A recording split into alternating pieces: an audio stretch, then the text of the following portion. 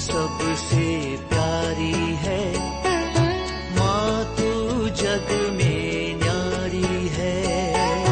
माँ तू सबसे प्यारी है, माँ तू जग में न्यारी है। अपने आंचल में रखना, अपने आंचल में रखना, हमें वरदानों से भरना। माँ तू सबसे प्यारी है, माँ तू जग में न्यारी है। माँ तू सबसे प्यारी है, माँ तू जग में न्यारी है। पिता, पुत्र और पवित्र आत्मा के नाम पर आमीन। आप सबों को जय यीशु। आज के इस क्लास में हम लोग कुछ झूठी शिक्षाएं, ऐसा चलता है पाप स्वीकार पुरोहितों से नहीं करना। क्या कारण है?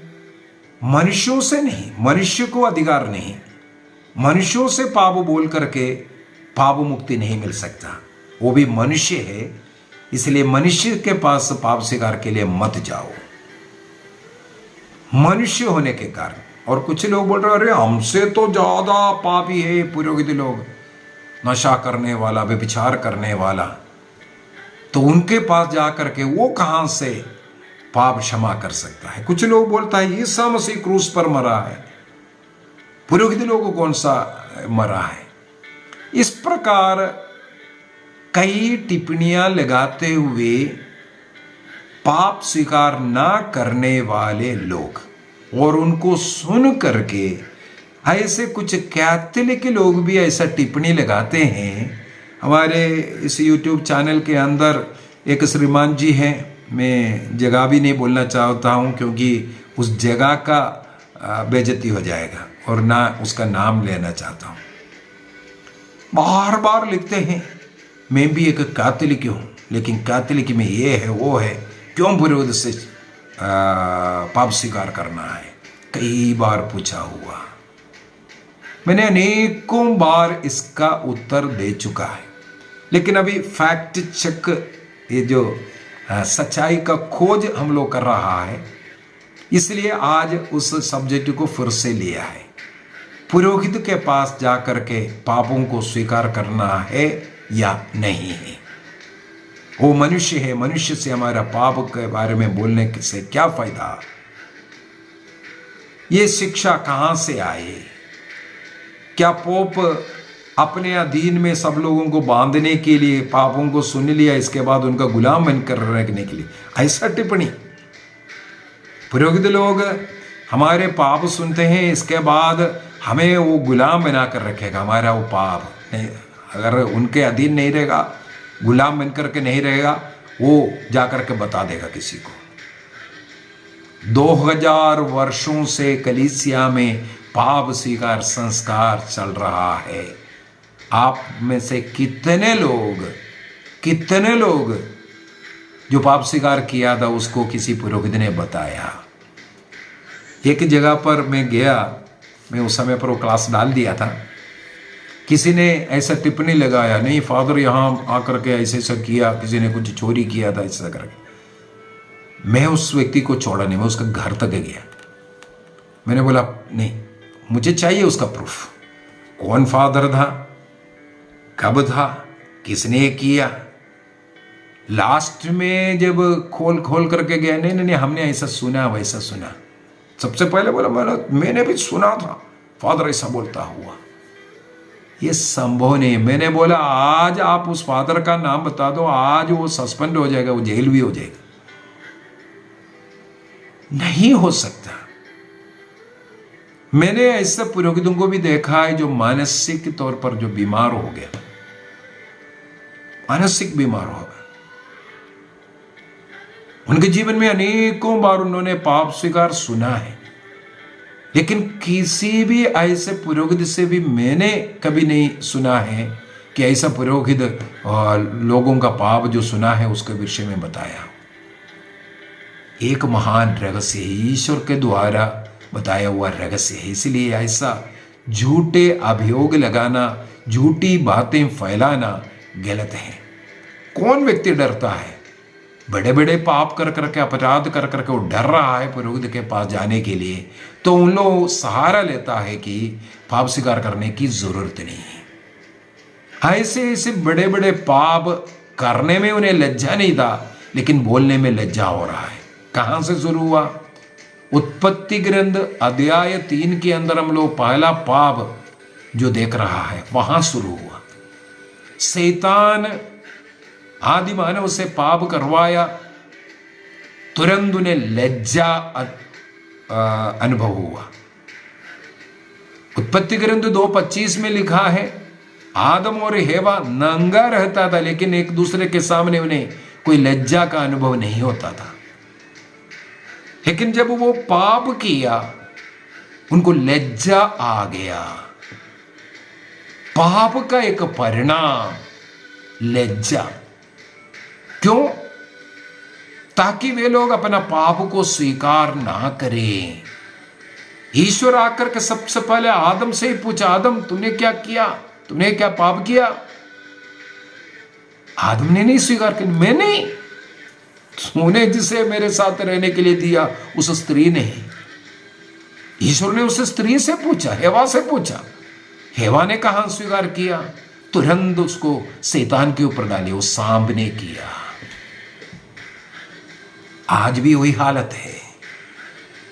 उस पाप के साथ सुख में शांति का जीवन जीना चाहते हैं, उसके सुख में लोग जीना चाहते हैं।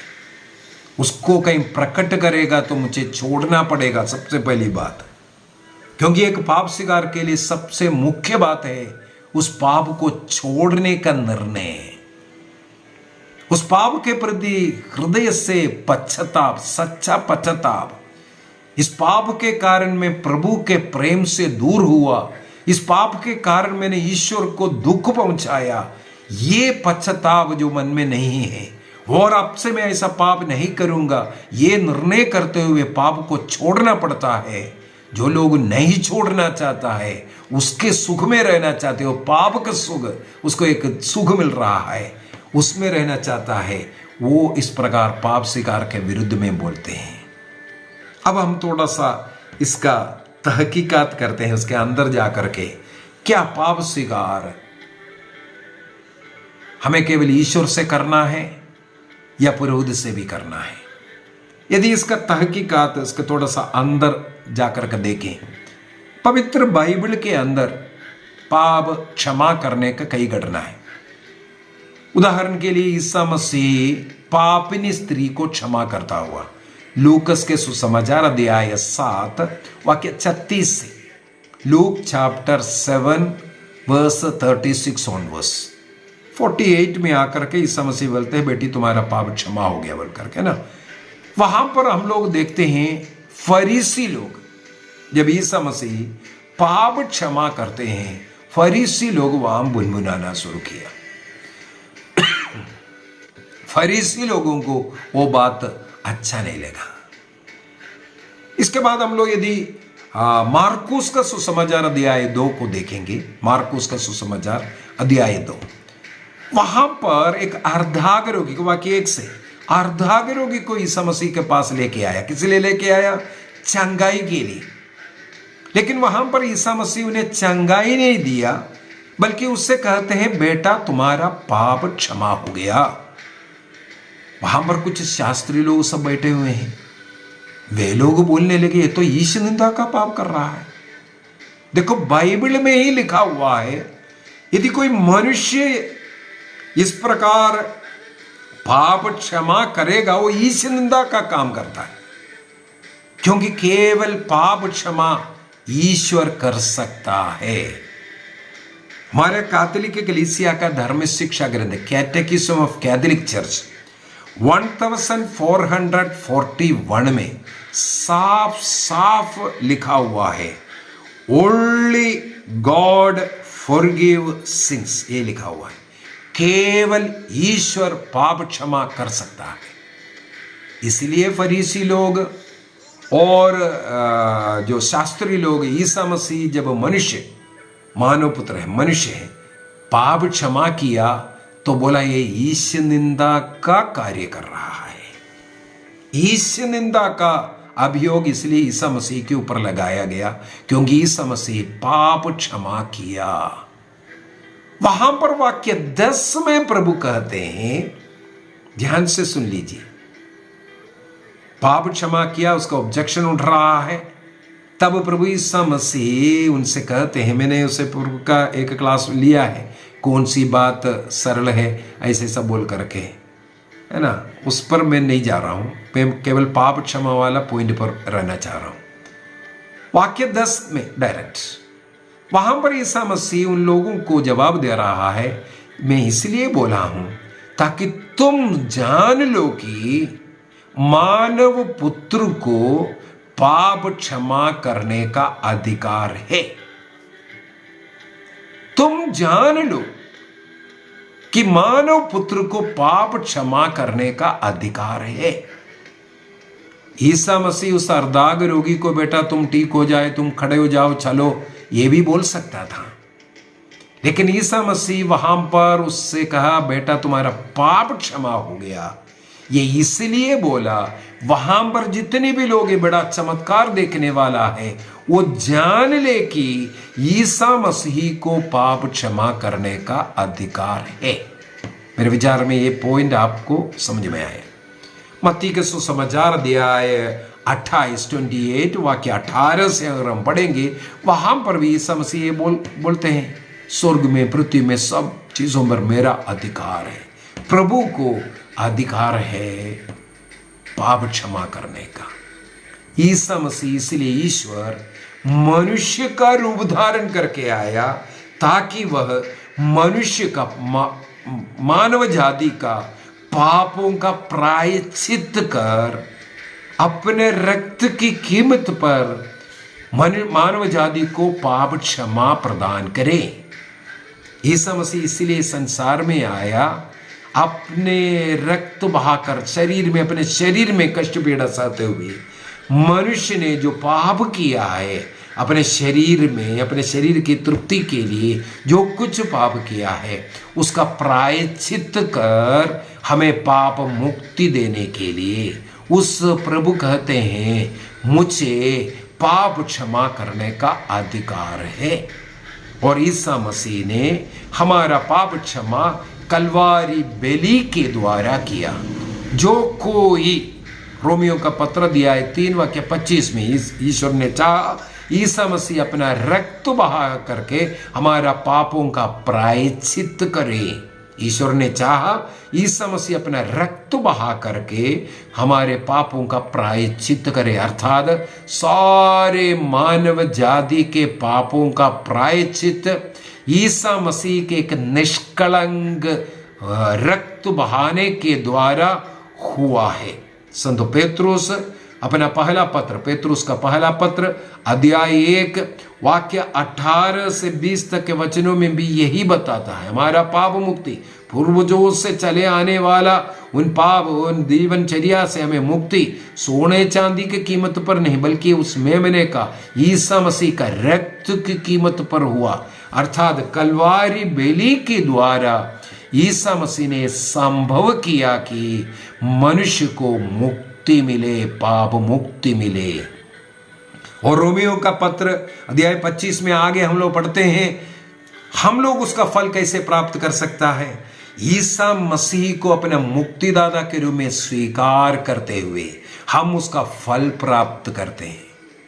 ईसा मसीह को अपने मुक्तिदाता के रूप में स्वीकार करते हुए ईसा मसीह के शरीर का अंग, कलीसिया का सदस्य बनकर हम उस मुक्ति को प्राप्त करते हैं। ईसा मसीह का कलवारी बेली का उस रक्त बहा करके जो हमारे पापों का प्रायश्चित किया हुआ, उस बेली का फल हम लोगों को कैसे मिलता है? ईसा मसीह में विश्वास करते हुए ईसा मसीह के शरीर में वापस जुड़ करके हमें उस प्रकार का, उस पाप से मुक्ति मिलता है, जिसको हम लोग बपतिस्मा भी कहते हैं। इसका मतलब वो बपतिस्मा के समय पर हमारे तब तक का जितने पूर्वजों से चले आने वाला आदि पाप, जन्म पाप और हमारा कर्म पाप, उस समय तक जितने भी पाप किया है उन तमाम पाप उस बपतिस्मा के द्वारा धुल जाता है, खत्म हो गया। हम संत बन गया, प्रभु के समान बन गया, प्रभु का ईश्वर का संतान बन गया, ईश्वर के उस शरीर का अंग अर्थात कलीसिया का सदस्य मेंबर हम लोग बन गया। हमें इसलिए एक नया नाम दिया जाता है बपतिस्मा में, हम एक नया व्यक्ति बन गया है। उस समय पर एक सफेद वस्त्र हम लोगों के ऊपर डालता है, एक मोमबत्ती जला करके देता है, ताकि ये बता रहा है ईसा मसीह को हम ग्रहण किया, हम एक नया व्यक्ति बन गया है, एक नया नाम मिल गया, क्रिश्चियन नाम मिल गया। इस प्रकार हम पूर्ण रूप से पाप मुक्ति उस समय पर प्राप्त किया। ईसा मसीह ने हमारे पापों का प्रायश्चित कर क्रूस पर बलिदान किया, हम विश्वास के द्वारा उस फल को प्राप्त किया। कब? बपतिस्मा के द्वारा। मेरे विचार में इतना तक आपको समझ में आए। अब ईसा मसीह स्वर्ग जाने के पहले क्रूस मर गया, जी उठा, इसके बाद 40 दिनों तक शिष्यों के साथ भी रहा, है ना, शिष्य लोगों को सिखाया और स्वर्ग राज्य के अधिकार दिए, सब किया। 40 दिन में उन्हें बेथानिया लेकर के जाते हैं, स्वर्ग जाते हैं। वहां पर हम लोग देखते हैं ईसा मसीह पुनर्जीवित कर, तीसरे दिन पुनर्जीवित कर, सबसे फर्स्ट डे, उस संडे के दिन। योहन के सुसमाचार अध्याय 20 को पढ़ेंगे तो बहुत ही सुंदर, योहन का सुसमाचार उसके अध्याय 20 के अंदर संत योहन बहुत ही सुंदर तरीके से उस घटना को, ईसा मसीह का उस पुनरुत्थान का घटना को, शिष्य लोग डर के मारे एक जगह पर बैठा हुआ था, प्रार्थना कर रहा था मान लो, वहां पर ईसा मसीह आते हैं। योहन का सुसमाचार उसके अध्याय 20 वाक्य 19 से 19 ऑनवर्ड्स, वहां पर लिखा है, सप्ताह का प्रथम दिन अर्थात संडे, संध्या समय जब शिष्य यहूदियों के भय से द्वार बंद किए एकत्रित थे, ईसा उनके बीच में आकर के खड़े हो गए। उन्होंने शिष्यों से कहा, तुम्हें शांति मिले, वाक्य 20। और इसके बाद उन्हें अपने हाथ और अपने बगल दिखाए। प्रभु को देखकर शिष्य आनंदित हो उठे। वाक्य 21, ध्यान से सुन लीजिए, जॉन चैप्टर 20 वर्स 21। ईसा ने उनसे फिर से कहा, तुम्हें शांति मिले। जिस प्रकार पिता ने मुझे भेजा उसी प्रकार मैं तुम्हें भेजता हूं। पिता ने जिस प्रकार मुझे भेजा, जिस कार्य के लिए मुझे भेजा, उसी कार्य के लिए मैं अब तुम्हें भेजता हूं। ईसा मसीह ईश्वर मनुष्य बन करके, एक मनुष्य जैसे रह कर, मनुष्यों के बीच में रह करके जो कार्य किया, वो कार्य करने के लिए मैं तुम्हें भेजता हूं। ईसा मसीह किस कार्य के लिए आया? मानव जाति का मुक्ति के लिए आया, पाप मुक्ति देकर उन्हें ईश्वर से, पिता से मेल कराने के लिए आया। अभी ये बोलने के बाद वाक्य 22, इन शब्दों के बाद ईसा ने उनसे कहा, ईसा ने उन पर फूंक करके कहा, फूंक मारा, पवित्र आत्मा को ग्रहण करो। योहन के सुसमाचार के अनुसार यही पेंतेकोस्त है। शिष्य लोगों को पवित्र आत्मा से भर दिया, शिष्य लोगों के पवित्र आत्मा से भर दिया। लूकस के अनुसार हमें मालूम है, पवित्र आत्मा आने तक तुम शहर को छोड़ करके नहीं जाना बोल करके वहां ठहरने के लिए बोला। इसके बाद प्रेरित चरित्र में लूकस लिख रहा है, पेंतिकोस्त के दिन में पवित्र आत्मा आया करके। योहन के अनुसार, योहन का सुसमाचार बहुत ही गहरा थियोलॉजी देता है। उनके अनुसार अब पवित्र आत्मा देता हुआ, तो पवित्र आत्मा को ग्रहण करो। उन्हें पवित्र आत्मा से अभिषेक किया, शक्ति दिया, इसके बाद उनसे कहते हैं, तुम जिन लोगों के पाप क्षमा करोगे वे अपने पापों से मुक्त हो जाएंगे, और जिन लोगों के पाप क्षमा नहीं करोगे वे अपने पापों से बंधे रहेंगे। जिस तरह पिता ने मुझे भेजा मैं भी तुम्हें भेजता हूं। ईसा मसीह पवित्र आत्मा में जन्म लिया, पवित्र आत्मा का शक्ति सामर्थ्य से कार्य किया। अब शिष्यों को पवित्र आत्मा का सामर्थ्य दे करके कहते हैं, मैं तुम लोगों को ऐसे ही भेज रहा हूं। किस कार्य के लिए? तुम लोग जिनका पाप क्षमा करेगा वे अपने पापों से मुक्ति प्राप्त करेगा।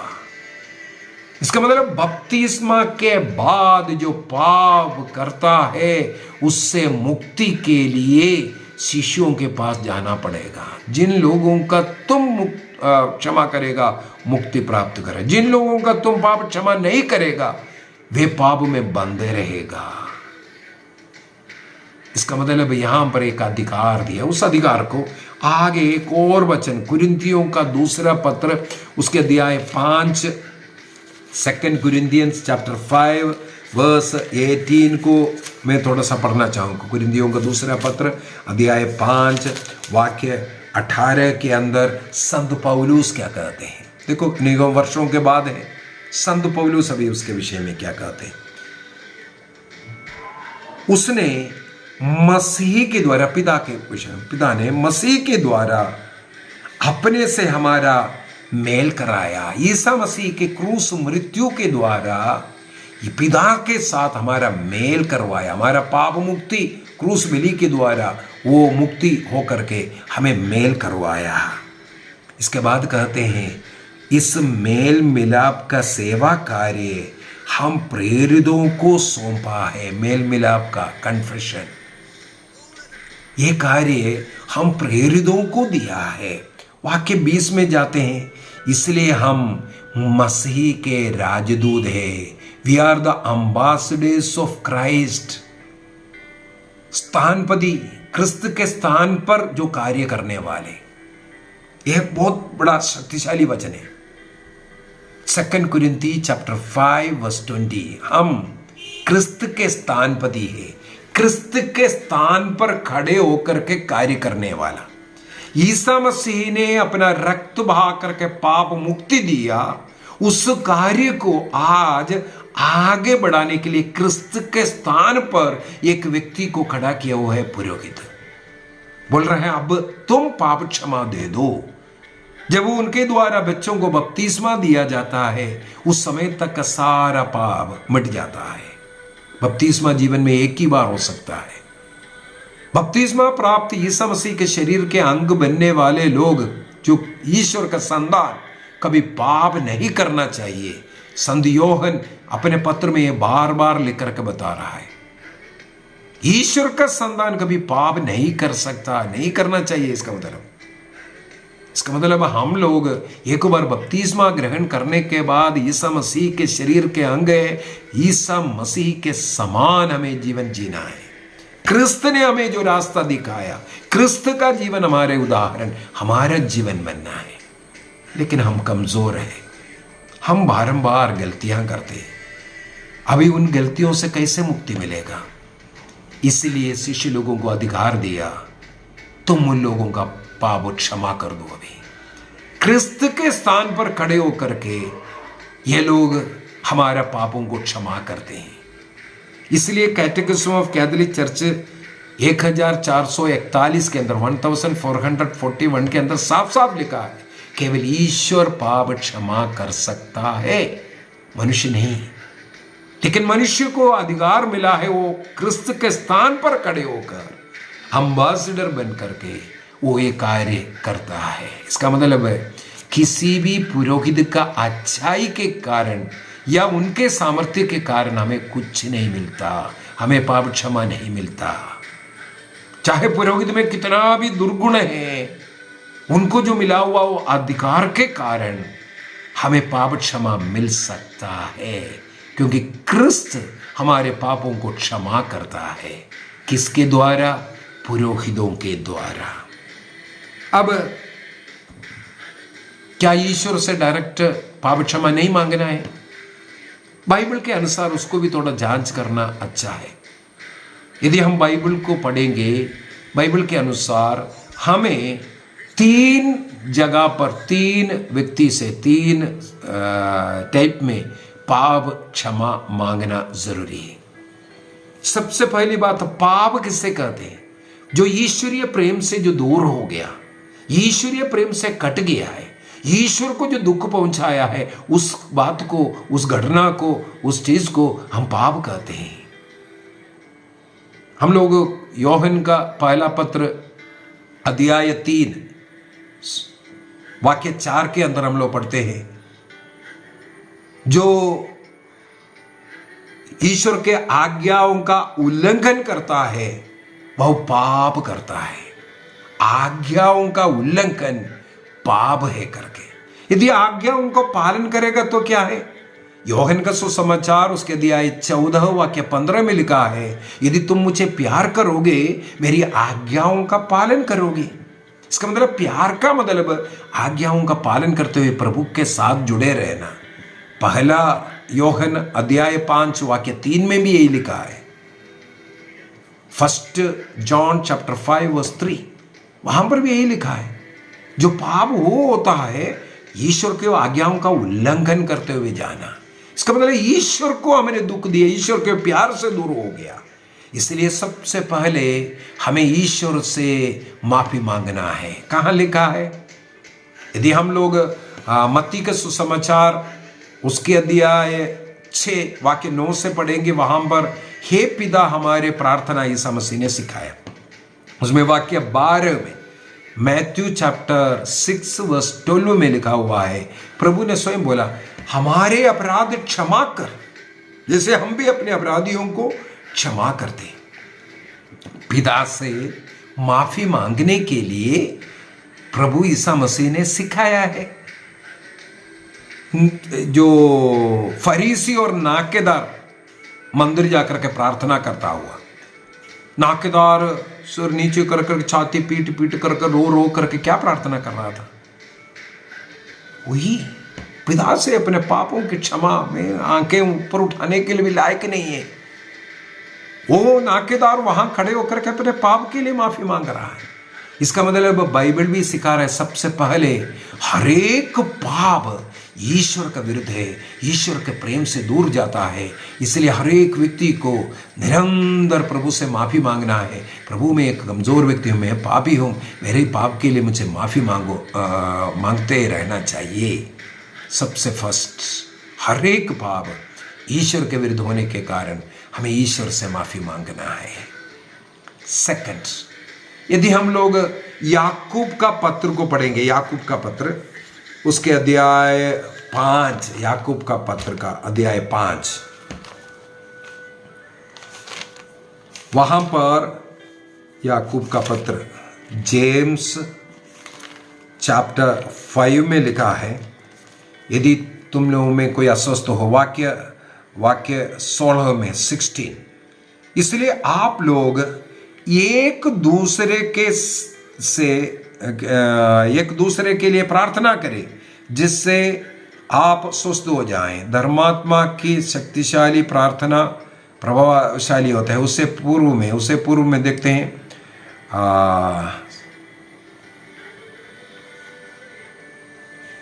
एक दूसरे के सामने अपने यस वाक्य 16 में ही, इसलिए आप लोग एक दूसरे के सामने अपने अपने पाप स्वीकार करें और एक दूसरे के लिए प्रार्थना करें।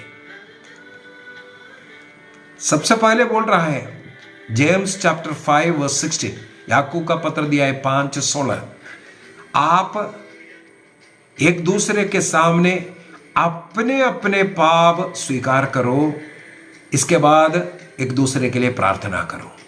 इसके बाद बोल रहा है धर्मात्मा की प्रार्थना शक्तिशाली है, आपके प्रार्थना सुनेगा, आपको चंगाई मिलेगा। ये सब बात है। तो एक दूसरे के सामने पाप स्वीकार करो। कौन सा पाप है? मैंने मेरे भाई के विरुद्ध में, मेरे पड़ोसी के विरुद्ध में, एक दूसरे के विरुद्ध में मैंने जो कुछ गुनाह किया, हर एक पाप इस प्रकार एक तो ईश्वर के विरुद्ध होता है और दूसरा एक दूसरे के विरुद्ध भी होता है।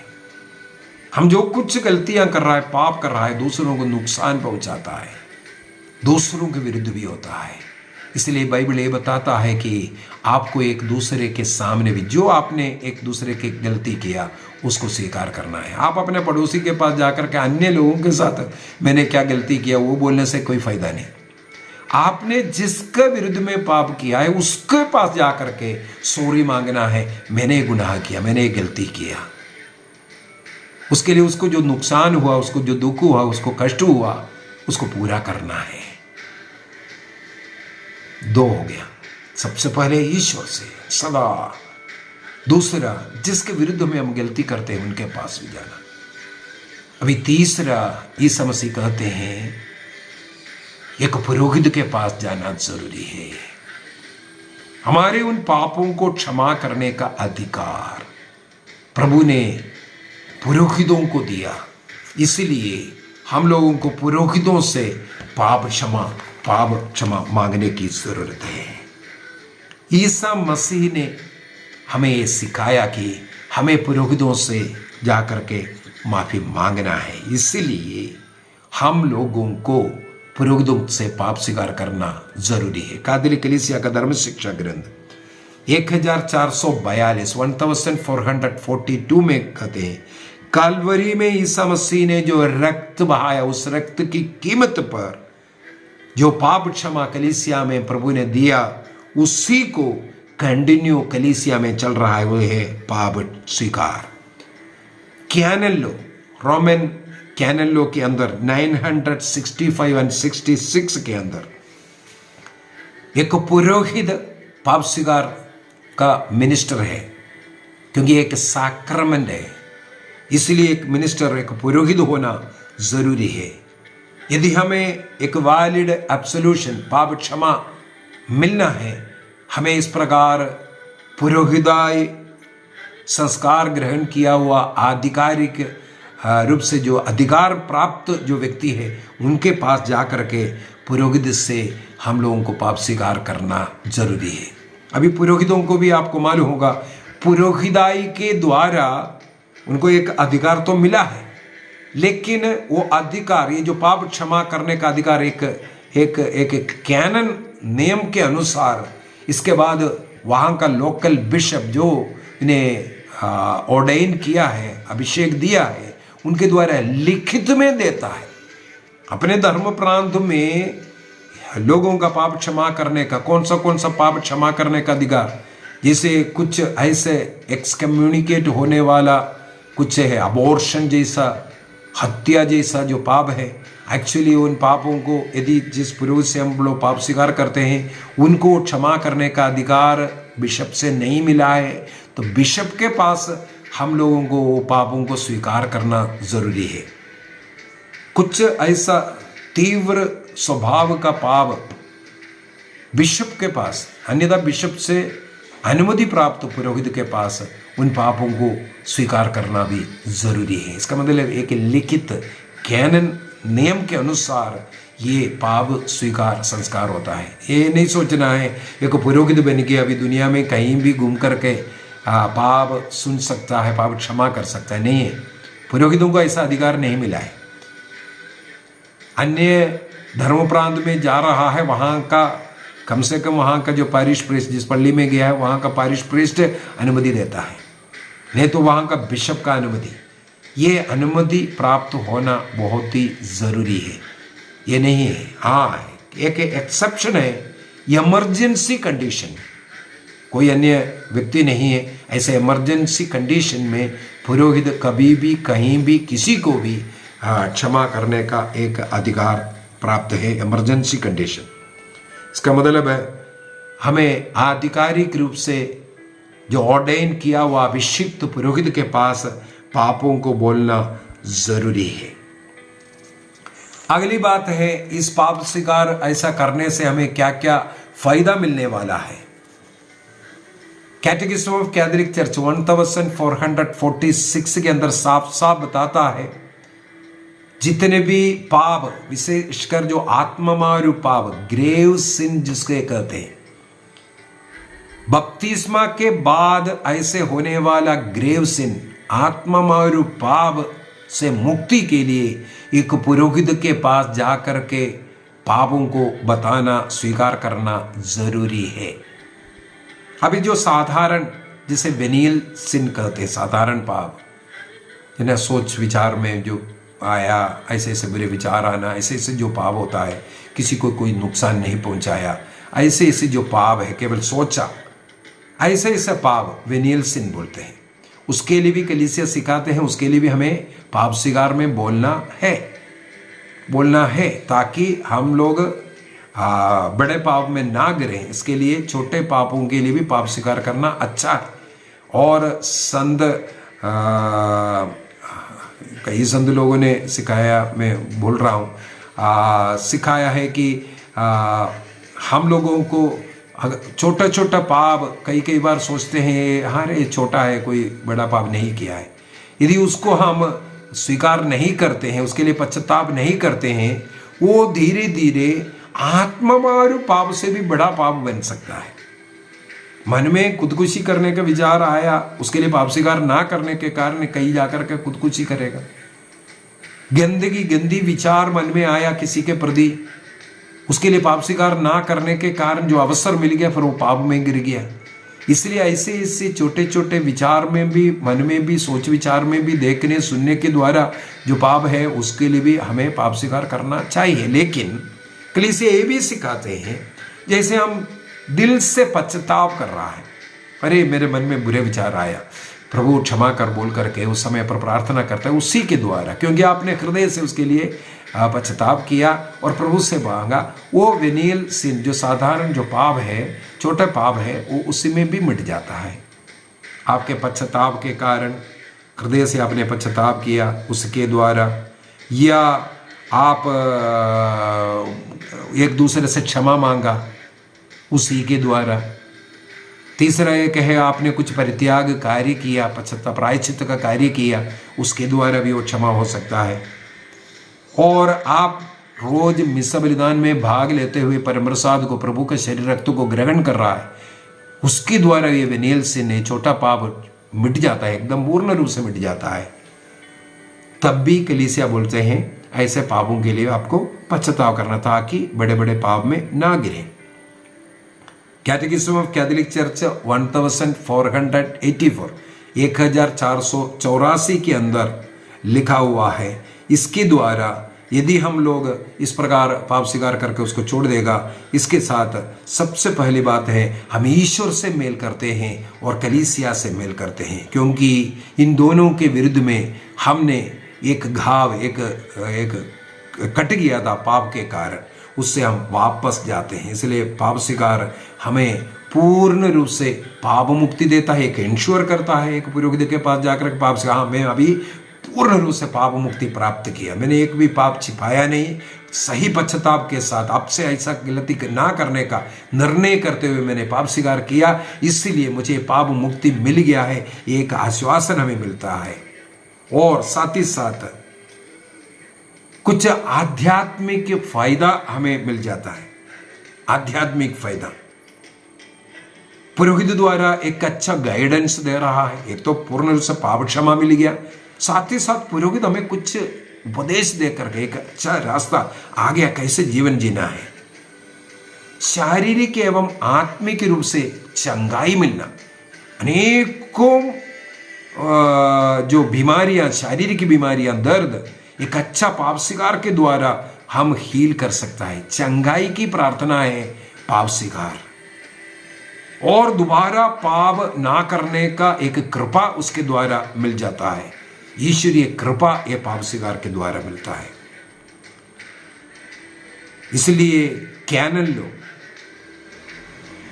989 में, कैनन लो 989 में ये लिखा हुआ है, जब हम लोगों को भला बुरा का ज्ञान समझने का उम्र आ गया, तब से अर्थात 8 साल 7-8 साल से, उस उम्र में हम लोग, हाँ झूठ बोला तो झूठ है, हाँ मैंने झूठ बोला है, ये समझ में आता है।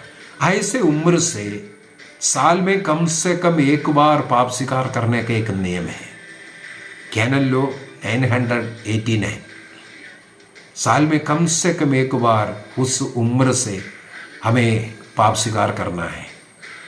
हाँ, प्रभु का शरीर रक्त को ग्रहण करना है, बार बार हमें करना जरूरी है। नियम के अनुसार कम से कम आप चाहे बड़ा पाप कुछ किया भी नहीं है, आत्ममारू पर नहीं किया है, ग्रेव से नहीं हुआ है, तब भी आपको साल में कम से कम एक बार पाप स्वीकार करना चाहिए। करेगा तो ये सब फायदा है। तो जो लोग ये सिखा रहा है कि हमें पुरोहित से पाप स्वीकार नहीं करना, ये झूठी शिक्षा, ये शैतानी शिक्षा, शैतान चाहते हैं ये लोग पाप में बंधे रहे, नरक में जाएं। इसलिए ऐसे शिक्षाओं में नहीं, बल्कि एक निर्णय कीजिए, कम से कम हर महीना एक बार पाप स्वीकार कर योग्य रीति से परम प्रसाद को ग्रहण करने का। मैं तो कोशिश करता हूँ हम कम से कम महीने में 2 बार पाप स्वीकार करने का, कई बार 3 बार 4 बार भी होता है। निर्णय कीजिए, हमें पाप स्वीकार कर योग्य रीति से प्रभु का शरीर और रक्त को ग्रहण करना। मन में सोच विचार के द्वारा ये जो हमें काम करना चाहिए था नहीं किया, अच्छा भला का कार्य, सेवा कार्य जो करना चाहिए नहीं किया, जो करना नहीं चाहिए वो किया, ऐसे ऐसे पापों को याद करते हुए पाप स्वीकार करने का एक पुरोहित, उनको उस व्यक्ति को देखने की जरूरत नहीं। वो व्यक्ति यीशु मसीह के स्थानपति है, स्थान पर बैठा हुआ है। उस व्यक्ति के अंदर अनेकों दुर्गुण होगा, पाप होगा, लेकिन उस व्यक्ति को अधिकार मिला हुआ है। एक और बात मैं बोलता हूं, कई लोग ये भी बताता है वहां पर ईसा मसीह बैठा हुआ है, नहीं है, गलत। ईसा मसीह के स्थान पर पुरोहित बैठा हुआ है। वो स्थान पर बैठने वाला हो सकता है पापी है। हमें उस व्यक्ति का पाप को नहीं, उस व्यक्ति के जो अधिकार को देखना है। एक अधिकार व्यक्ति उसके पास जाना है, उस पुरोहित को हमें पापों को बोलना है। कई लोग ये भी बोलते हैं नहीं आप ईश्वर को पापों को बोलना है, ये भी गलत शिक्षा है। हमें वहां बैठने वाला ईसा मसीह के स्थान पर एक व्यक्ति को बिठाया है, अधिकार देकर के बिठाया है। उस व्यक्ति को, उस पुरोहित को, उस कमजोर व्यक्ति, उस पापी व्यक्ति को ही हमें अपने पापों को बोलना है। यदि आपके मन में वो पापी है करके विचार है तो आपको अपना पाप बोलने में और आसान हो जाएगा। इसलिए ईसा मसीह ने एक मनुष्य को, एक कमजोर, एक पापी को बिठाया है, क्योंकि हमारे जैसे एक बलहीन व्यक्ति वहां पर बैठकर हमारे पापों को सुनकर हम पर दया कर करके प्रार्थना कर रहा है, और उन्हें जो मिला हुआ अधिकार के द्वारा वो हमारे पापों को क्षमा करता है। आइए हम अपनी आंखें बंद करें, प्रभु को धन्यवाद दें, अपने सभी पुरोहितों के लिए धन्यवाद दें, कलीसिया को मिली हुई इस अधिकार के लिए प्रभु को धन्यवाद दें। इस कारण हम लोग बार बार पाप स्वीकार कर पाप से मुक्ति प्राप्त कर सकता है, और पाप से दूर रहकर एक स्वर्गीय जीवन, स्वर्ग का आनंद रोज हम अनुभव कर सकता है। कैथोलिकों को मिला हुआ एक बहुत बड़ा सौभाग्य है ये, एक बहुत बड़ा सौभाग्य है ये। हम स्वर्ग का आनंद अनुभव करते हैं। पाप स्वीकार के द्वारा हम चंगाई प्राप्त करते हैं, शारीरिक एवं मानसिक चंगाई। जब हम पाप स्वीकार के लिए जाएंगे, स्वर्ग में हमारे लिए आनंद मनाया जाता है। लूकस का सुसमाचार अध्याय 15 वाक्य 7 में और 10 में लिखा हुआ, स्वर्ग में हमारे लिए आनंद मना रहा है। निर्णय कीजिए, निर्णय कीजिए, बार बार कम से कम महीने में एक बार पाप स्वीकार करने का निर्णय कीजिए। प्रभु हम सबों को आशीष प्रदान करे, पिता, पुत्र और पवित्र आत्मा के नाम पर, आमीन। आप सबों को जय यीशु।